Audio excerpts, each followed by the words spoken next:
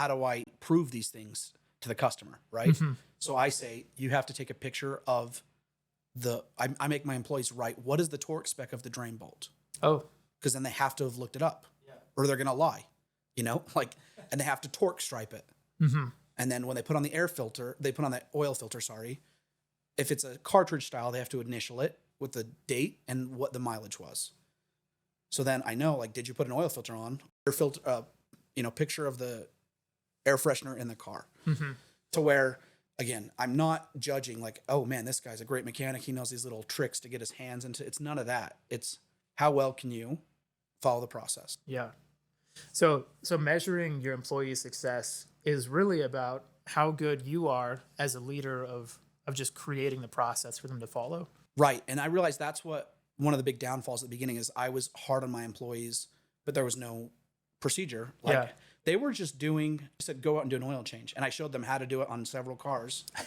Right. And like, you just do all this stuff. You think it'd be obvious, right? But it's not. I think it's not always obvious. I think last year the word mechanics obvious, are going to laugh at this. Like, of course it's obvious. Of course it's yeah. I think last year the word obvious became my least favorite word in the English dictionary, because if it were so obvious, you wouldn't say the word obvious. The other person would know.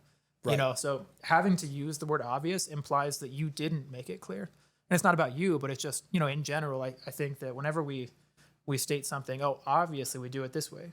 Well, actually, I think this. Well, if it's so obvious, why are we having a discussion about it? And so I think it is really important, especially for employees, to have an expectation, because if they're being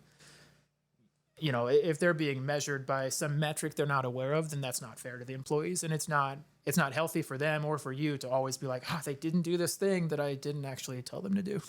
Yeah, it's like measuring how much did the customer like the service. It's like, I don't know, employee, tell me how much they liked it. They don't know, right? So you come up with, obviously reviews are a great way to show that, but like, how fast was your service compared to your other services and things like that. So anyways, managing employees is tough. I've learned to back off and just, I've got a guy right now. So I had two, like I was saying. Yeah.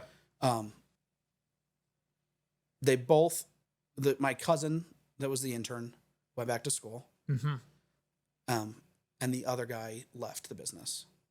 The other guy went back to his home. He was out of state, and he went back to where he was from.